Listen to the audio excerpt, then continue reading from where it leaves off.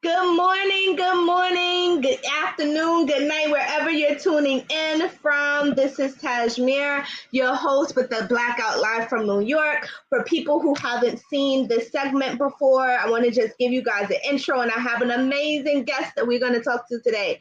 So, the Blackout live from New York with me, your host Tasemere's purpose is to celebrate Black folks across the diaspora and to have an open dialogue about Black economics, how we reimagine trends in business, and explore the magic that we have.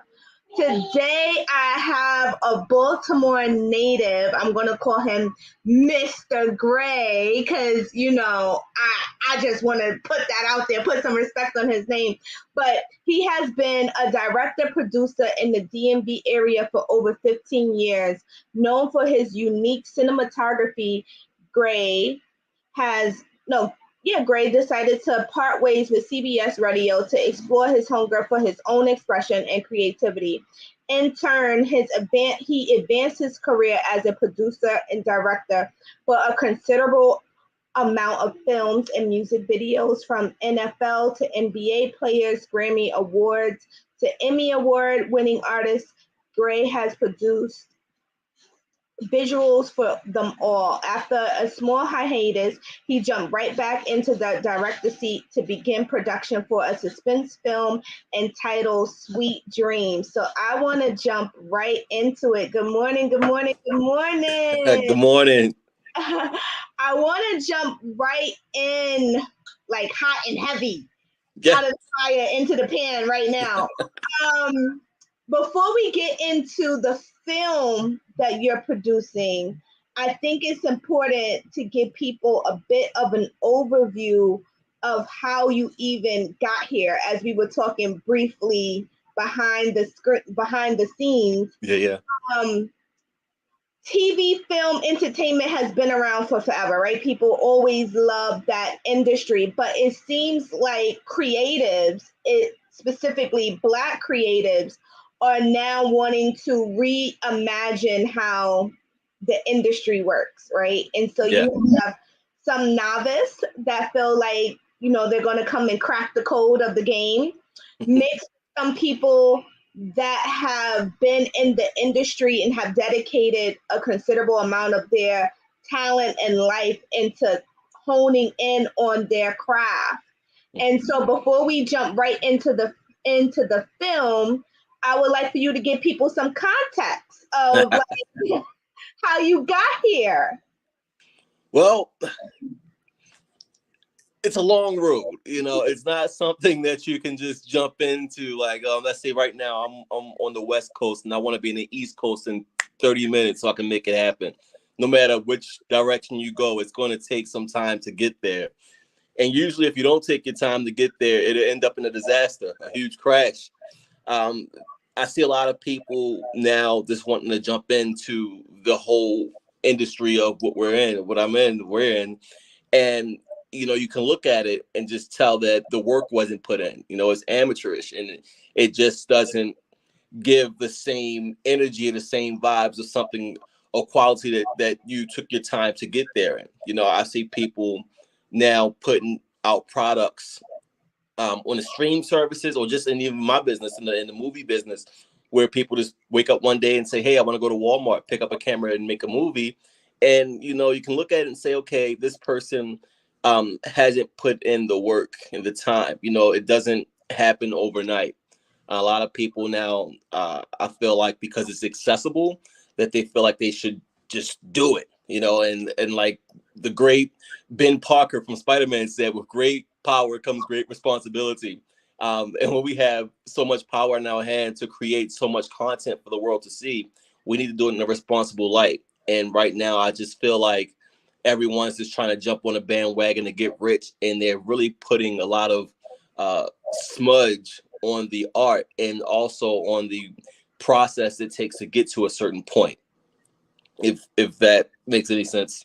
I completely understand. I mean, from an outsider looking in, like I would not call myself a creative by way of I cannot take a photo. Okay, I have to take like 100 photos to get maybe two to be. That's me too. pretty decent, right? So not a photographer, I not a videographer, can't hold the camera steady at all, can't, that's not my forte. But as someone on the outside looking in, I feel or I see that a lot of people are like, I can crack this code, with Hulu and Netflix and YouTube. Like, if I just create a different kind of media platform, I'm going to give the creators more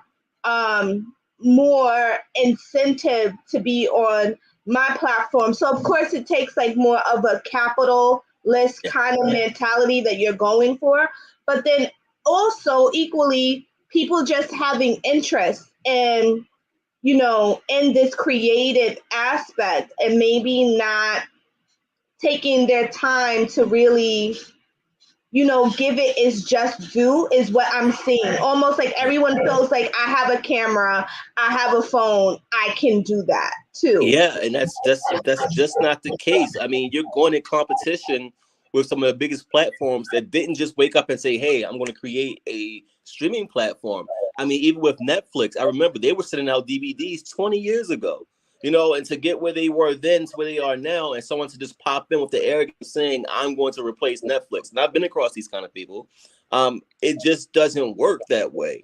You start. I'm not saying don't start at all. Don't chase a dream, but pay it respect, like everything else that you do.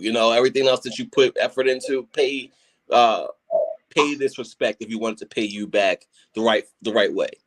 And again, like I said, with YouTube, with Netflix, with Hulu, all these companies, we may not know about it, but they've been around for I know about it, but other people may not know about it, but they've been around for a long time. And to try to bypass that for your own gain and profit, number one, you're in it for the wrong reason. And it'll never work out that way. And number two, you just didn't put in the work, so you need to go about 15, 20 years back and start there. And then possibly you can progress if it's meant for you and if it's meant to be. That's just how I feel about it. So let's talk about some of your work, because when I was reading your bio, you worked with videos and films, music videos from the NFL to the NBA to the Grammys to the Emmys. What was that like, really quickly, to give some inspiring, cinematography folks some clues? I mean, it was an interesting ride in life. And also almost like an identity crisis. When it sounds good on paper, but in reality, I didn't enjoy it as much because I wasn't there for the right reason. For example, yes, I did work with a NFL player. Technically, I was the camera operator there, but I was a videographer, not a cinematographer at the time. Meaning, they had an event. They wanted me to shoot the event, so they said we need a cameraman, and that's me. That was me at the time, which I hate being called a cameraman. But that was my way into the door. Sometimes you have to do what you have to do to get into the door. So, just for example, like I said, I shot the Ray Lewis Foundation. Technically, did I work with NFL players? Yes, but was I sitting at the table eating dinner with Ray Lewis at the time? No, I was not. I was just a camera operator, putting myself in positions and putting myself in rooms. Doing what I didn't like to do in order to be around certain people that I wanted to be around, in order to possibly grasp onto and build from there. So and it did work. I was in the room with a few people, and I may not be able to talk to that person directly, but I was in the room with people that were allowed to talk to that person directly, build relationships with that person, build relationships with this person.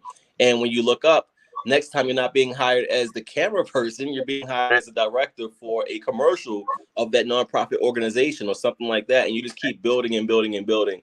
But sometimes you just can't walk in the door trying to be the producer or the director. Sometimes you just need to be able to get in the door to smooth around a little bit to find the proper channels to get wherever you need to get to. So that's how it was a lot in the beginning of my career, just getting in the door with a camera in my hand. And then from that point, saying, okay, yeah, I took your picture, but this is not what I'm really here for. I really want to build beyond just the camera guy. I want to tell a story in movie sense. I love that we talked about that, because there's a commonality across industries of relationship building, right? Of like, it takes you getting one relationship, really being authentic and building that relationship to get you to the next relationship. And when people don't know your journey, they just look up and they're like, oh my gosh, this person is on the scene and this person is doing amazing things. And this person seems like they're young and they're trendy. I can do that too, right? But not necessarily understanding that while you might not have been in the room, early on, you had all these building blocks to get you there. You have to count that time too, right? Yeah. Like from the time that you first picked up a camera, or the first thing that you took a photo of and you critiqued it, and the first people that helped you tweak that language and that shot to like here. Really, that could have been like a 15-year journey, right? It was more like 20. 20-year journey from like the first instinct of doing that. But so you have to count all that time that it took you to get to this very seat. And sometimes when people feel like, I don't need to put in all that time, I just have the bright idea right now, I feel like the newness brings creative energy and idea coupled with like experience and knowledge meets a moment together. And there's no way for you to, discount the amount of time that it takes for you to understand pros and cons. So let's hop into the movie. Because when we were talking on the phone a few weeks ago, I was like, oh, this sounds cool.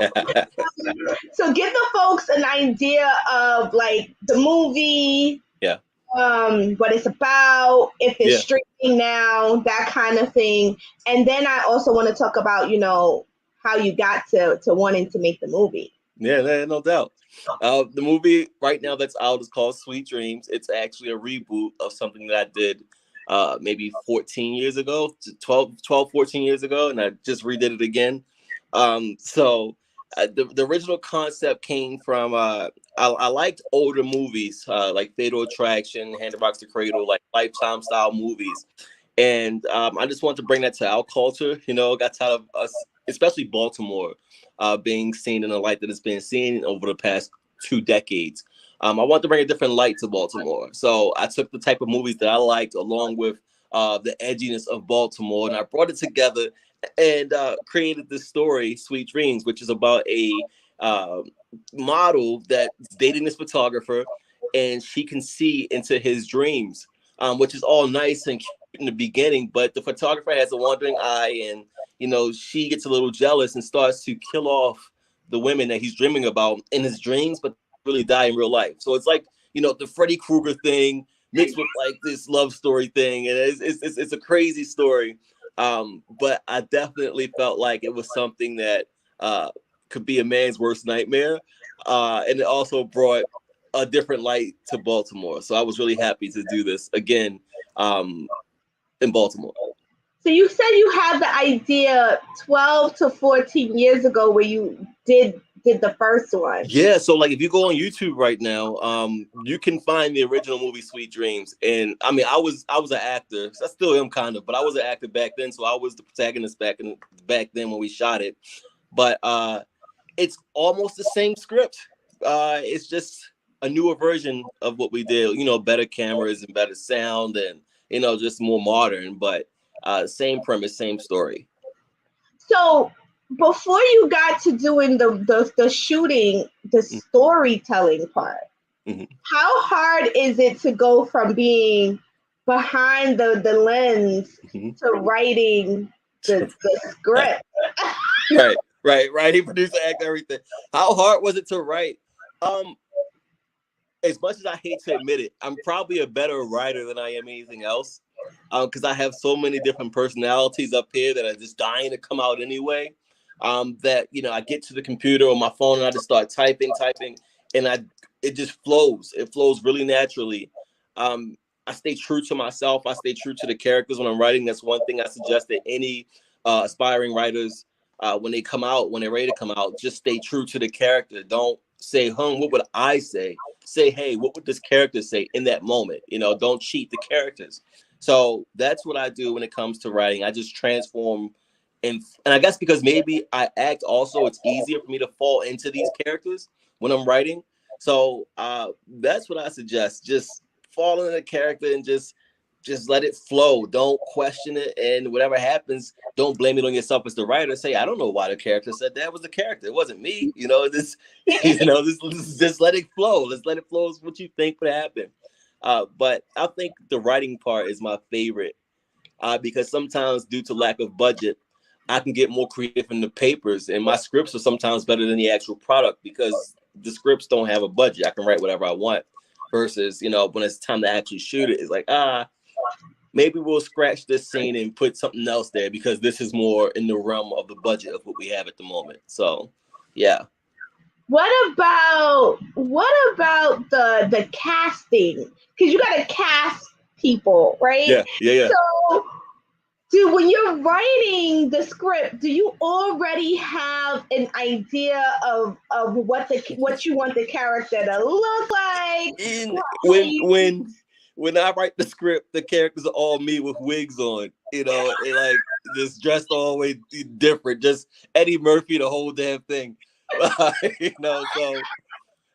and they're all me in the beginning, like these different personalities, and then when we do castings, they then steal the role from me, and they're like, okay, Alvin, I'm going to take this role and make it my own, and if it's believable, I'll say, hey, you did better than me, you got it, that's your role. So that's how that goes. Everyone in the beginning is just walking around, mustache, beard, wig, and all, and just all that stuff. I don't know, but I'm so fascinated. This is very fascinating to me because this is very outside of any of the things that I do. So a lot of my questions are like probing questions that I've had. Like, do you already have an idea? Because I know that sometimes I'm like, did the writer write specifically for this actor or sometimes actress, yeah because they knew that this role was going to be them. And then sometimes in movies you can't separate the character from the person. Like you're like, this person played this part so well that this has to be them. This has to be who they are in real life. And how I'm just always wondering, like, how do they not become one with the character so well, right? That now people are like, this is this character. Yeah, no, that happens sometimes. Sometimes the people get lost in character. Sometimes directors are hell bent on saying this role is specifically for such and such, and if it doesn't work out, the directors are heartbroken. But the show must go on. But sometimes on the other side for the actors, they get some of these roles and they get stuck in character for life, in real life. In their real life, they really believe that they are who they portray themselves to be on camera. It's a really fine line right there. Because sometimes even your audience will always typecast you and keep you in that role, so you got to be careful when you're picking roles and how deep you want to get into it, or how long you want to play that role if it's a TV show, because you will get typecast and become, hey, that's Al Bundy, hey, that's Ghost from Power, hey, that's who, like certain people just have they get stuck, and it's not that's not the best way to be if you're an artist, because you always want to be very transparent and be able to make yourself whoever you're cast to be, not just being whatever character it is into a new one. How can I say that differently? You don't want to be Ghost from Power, and then you try to be someone else. They're like, "Oh, you seen that movie with Ghost last night?" And I'm like, "That's not who that is, man." But we're not watching Power anymore. He's been dead for 4 seasons. Yeah, sometimes they do it so well, like Angela from Power, right? It's like another one. That's somebody that I think is like, if she tried to play another role other than Angela from Power, people will always refer to her as Angela, right? Mm-hmm. When you think back to the Tyler Perry movie, I Could Do Battle by Myself, and the guy, people are like, that's him. Oh, right. Right. You know, that's him. It's like hard for him to. It's going to be really hard for him to break out of that It is. that type of character because he did it so Yeah. well. He was Yeah. so convincing that anywhere else people are like, no, that's not the movie that we're watching. Right. Right. This is You the gotta guy. go back to that's terrible. This is It the breaks your heart as an artist, you know. And it goes to like to get slightly off track. I feel like sometimes I get boxed into a category of making just urban thrillers per se. And I say urban, that's a whole different thing. Which we can get into that later if you want to. But people say, well, this is not, I'm making a movie right now, which is totally opposite from what Sweet Dreams is. I'm talking about as far as just like the casting, the pacing, the story wise, everything. So I keep trying to create different stuff so I can't easily get boxed and somehow still sneak my signature in there somewhere so people still know it's me. But again, with Sweet Dreams, I would say it's like 98% African American. And I would say this new movie is probably 99% Caucasian, you know, so it's just like a drastic difference with a different type of audience. But I just want to make sure that people understand, don't box me into a certain category as far as an artist, because it's just not fair to the artist itself. If you're a true artist, you have to keep evolving in order to not just stay relevant, but in order to get all these ideas, the new ones out. You know, if you stay in the same comfort zone, you're not really creating anymore. You're just being repetitive. So I just when you said that, when people get boxed in, I'm like, I don't want to ever be in a situation where I get boxed in as any type of artist. You know, I want to be able to freely move around as much as possible. So can we talk a little bit about what it takes to produce a film? Because again, I'm just like an intriguing person that wants to know. So from the budget that you have to come up with, how do you even get that money? Like is that like how hard is it for an inspiring person that has the story, the screen written out, they want to do the casting, they might have some equipment. Like what does it take? How much does it take to do a decent film? A lot of people aren't gonna like the answer, but I mean, if truth be told, I feel like all you need is right here in your head, right? If you see it, like if you really see it, and if it's meant for you, it's gonna work out. And that's not being cliche. That's 100% honest. Especially in 2022, you have the iPhones with 4K on it. Even if you don't want to use iPhone, you have the older cameras that I made my first movie on. Back then, that was $4,000. Now they're like $300. You know, there's nothing stopping you from getting the stuff that you need to make a movie these days if you really want to. Now there will be a lot of hurdles along the way, but that's with a budget, without a budget. You're going to always face hurdles. So as long as you know in your head, I'm going to get this done, I can see it. We just need to maneuver around certain things, and you have a team around you of people that want to do it as well, it will get done. It really doesn't matter about money necessarily to get your story told. Now, if you want to be unrealistic and say, hey, I want to blow up a truck, you know, in an action sequence, then that's different. But to start off, all you need is just an iPhone or an older camera and a group of people, or if not a group of people, you and someone else that just believe. You just got to believe it and just do it. And it will work out. I've seen people with $500,000 budgets, and that's still small budgets in the indie world, but I'm just saying starting out, I've seen people with $500,000 budgets make movies that are horrible. And I've seen people with no budgets at all with an iPhone and made spectacular movies, you know. So budgets really don't matter. The more money you get, the more stuff you get to hide behind to tell a story that doesn't need to be told anyway. So if you're a true artist, budgets really don't matter when it comes to filmmaking. You just need to be able to tell a story with what you have. You know, if I was a true artist in any other aspect, if I was like, well, they say, hey, Alvin, you're a painter, or you draw. Here's a pencil. Draw something on the wall. And I can't say, hey, I don't know how to draw with a pencil only. I need a acrylic paintbrush to be able to draw such and such. Like, that doesn't make any sense. If you're a true artist, you can just take a piece of paper and a pencil and draw whatever. And it's the same thing with filmmaking. If you're a true filmmaker, director, producer, you can make it happen with little to no funds and build that way. That's just from my experience of making like 4 or 5 feature films, starting from nothing and getting to where I am now. Now, when you continue to create, you will find people that say, hey, this person is onto something. I want to invest, whether it be a real estate agent or, a retired doctor, a lawyer, or someone who's just interested in the arts that can't actually be in the arts. When they see that you're working, when they see the products you're putting out, this person can tell a story. All he needs is a little bit of money, or she needs a little bit of money. They will start to bring money and put it into your projects for you. So don't worry about the money first starting off. Just jump out and just do it. And the right people will notice you, for sure. Now, what about the business side?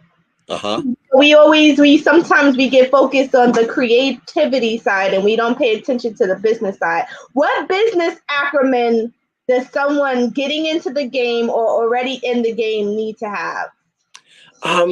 Just don't let no one come in and take over your projects. I mean, and that's something I struggle with that myself as an artist first and a business person second, which I hate to admit it, but it's true.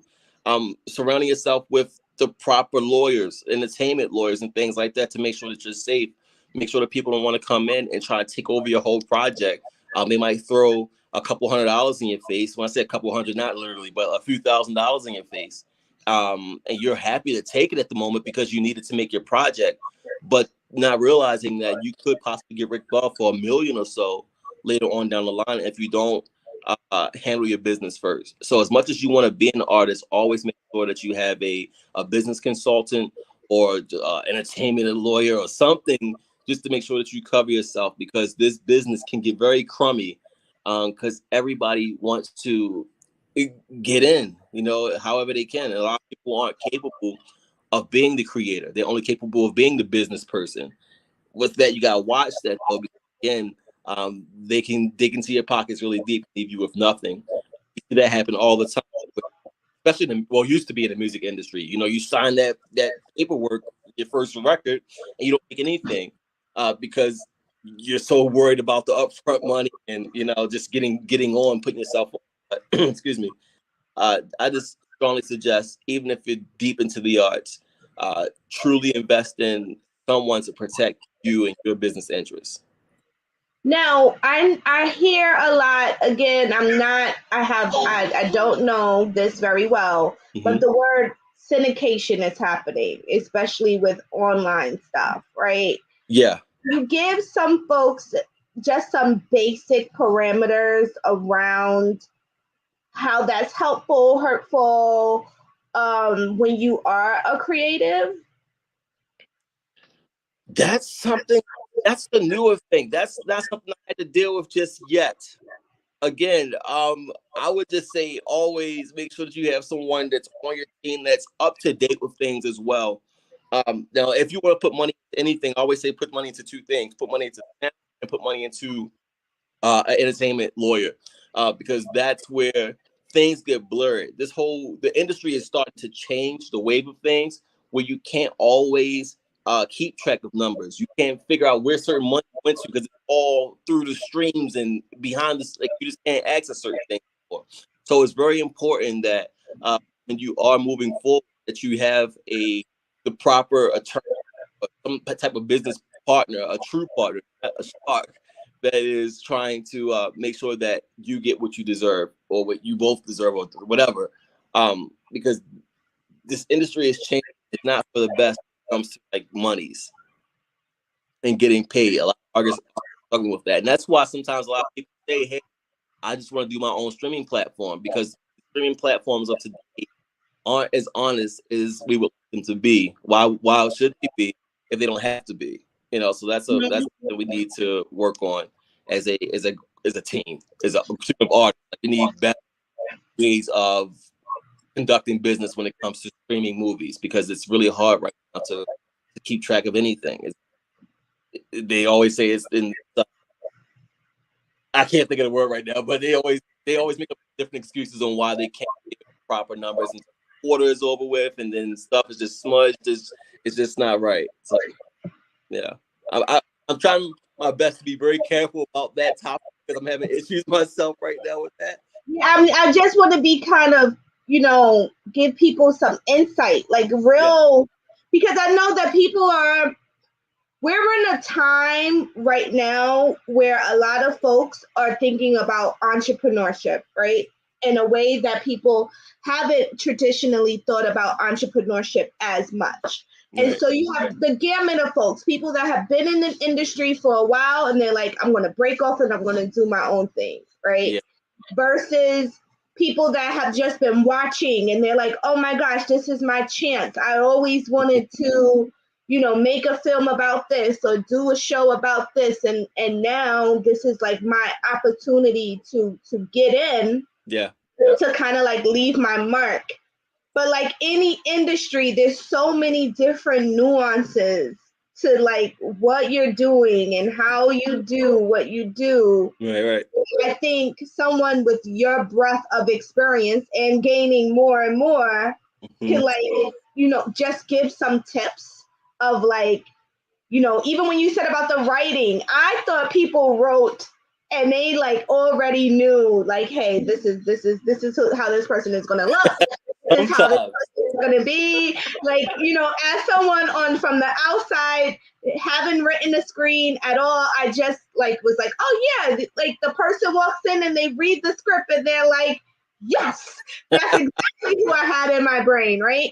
Yeah. To when you even spoke about, you were the camera guy first, and then you kind of, charted your path from there.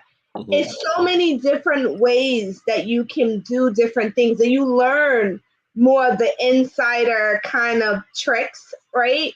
Yeah. To you had this movie done about 12 to 14 years before and then did like a retake Yeah. of the movie, right?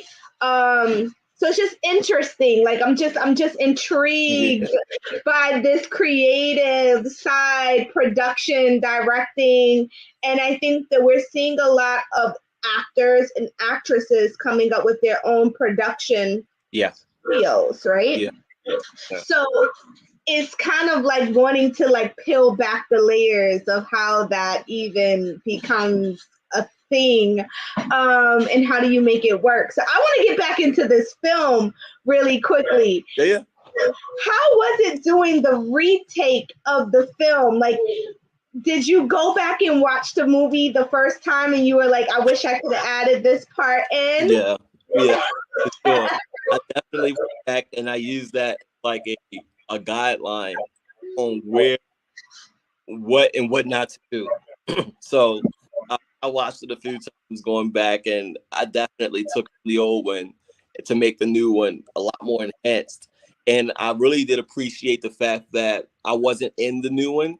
That way I was able to really focus on telling the story the way that I felt like it should the first time, which is very similar. It's little subtle differences that I would have made that I was able to make it a new one. So I enjoyed the whole process. It was very eerie sometimes to see how similar certain scenes were. Uh, just because some of the actors and even my camera my director of photography, he didn't see the movie either. So when he went and saw the old one, he's like, wow, he's actually eerily similar, frame for frame, shot for shot. But it was a cool experience. We shot it in 8 days, over the top of a cold time. So everyone's like freaking out for air. Don't breathe next to me. Like everyone's going crazy, very hostile, very angry. No one talks to each other anymore. It's just it was crazy. It was a crazy set.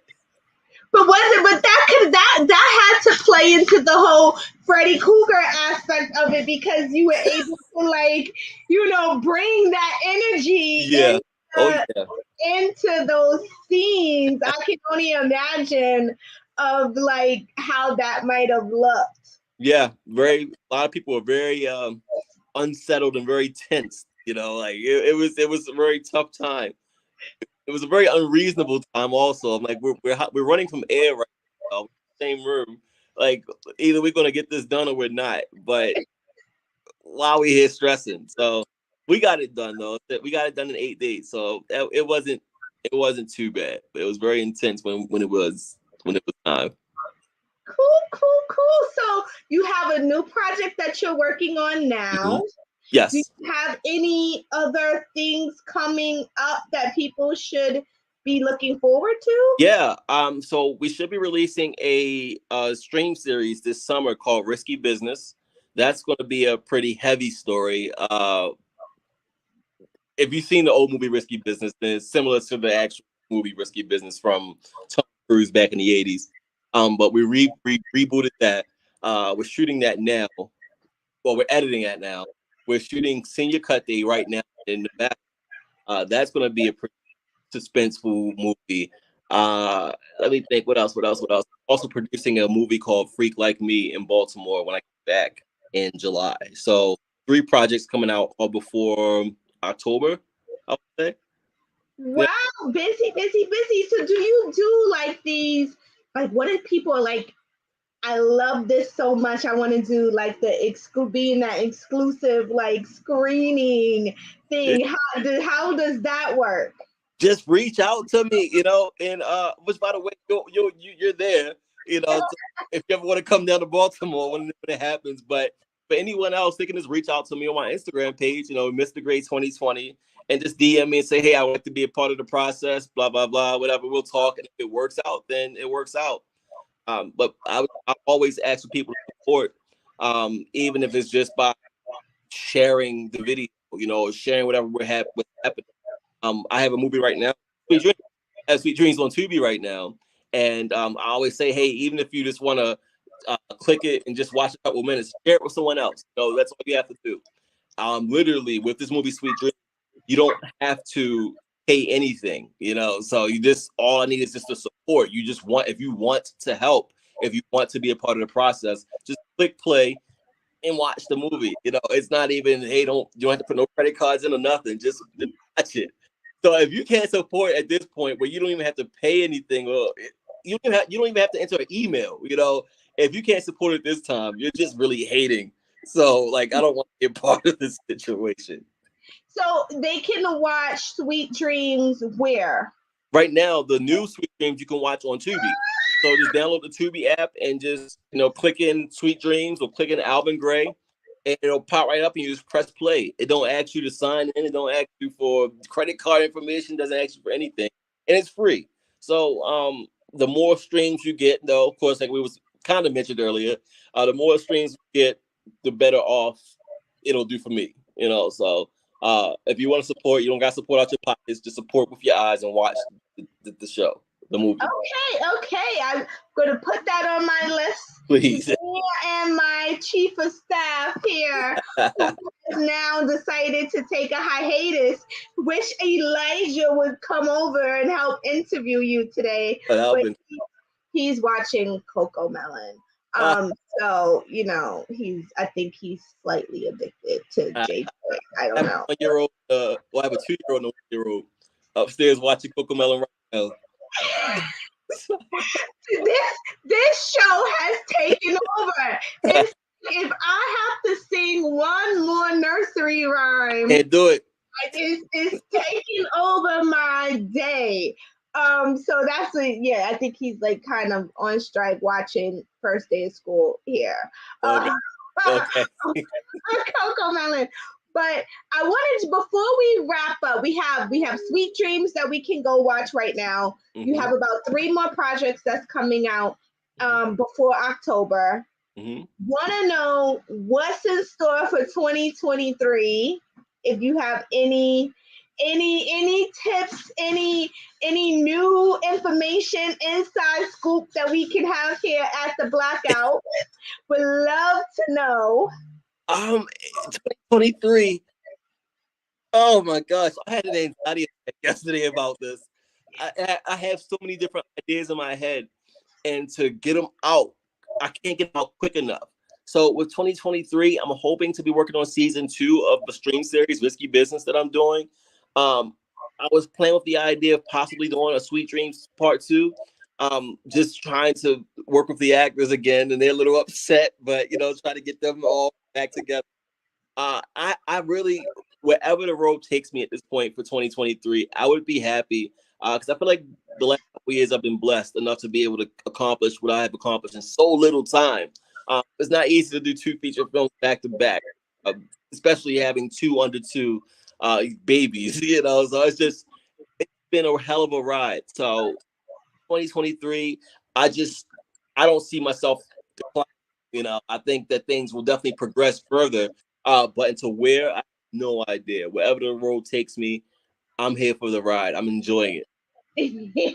And just give the people your IG, how you want them to reach out to you, just one more Yeah, time. it's Mr. Gray, and we're gonna spell that out. It's MISTERGRAY, Mr. Gray 2020. That's where you can find me at. And I'll always have different casting updates on there, different updates about the movie. So I suggest following it if you want to see what's happening next before it comes out. Uh, a lot of people always say, "Well, why didn't you tell me you were making a movie?" I'm like, "Well, if you follow the page, you would see I'm making it, and this is your chance to get in." So follow the page, and I would definitely say please support the movie by watching it. You know, I don't want your money, I just want your views, and yeah, Watch it, share it, yes, please, on your pages, like it, talk about it, do all that you can. We have aspiring people that want to get into the game. This is a perfect person that you can learn from, on the back end. Like, look, see, he's accessible. You see him here, right? So people that want to, maybe be actors and actresses, definitely subscribe, put on your notification, see yeah, when casting for the new seasons and things like that. Thank you so much for stopping by. I know it's super early. I know. Right? Where you are, I got you out of your bed on a whole nother time zone, so I will not take up more of your time. But thank you so much for dropping by the Blackout, and you're welcome to come back anytime. Awesome. I look forward to coming back when the next movie is out. Yay! We can't wait to get the inside scoop. Woo, woo. I got a lot to say about that when I'm out of this town. We'll talk about that later. Yeah, we'll do the uncut version. Yeah, definitely a lot of around here. So we'll talk about it. Thank you so much. Be sure to tune in to Sweet Dreams on Tubi. You don't have to pay. Just put in, Sweet Dreams into the search. Watch it, like it, share it. Go to his IG page to keep up to date on all the newness that is coming out this year and beyond. Thank you so much again for tuning in. Talk to you soon. Ciao.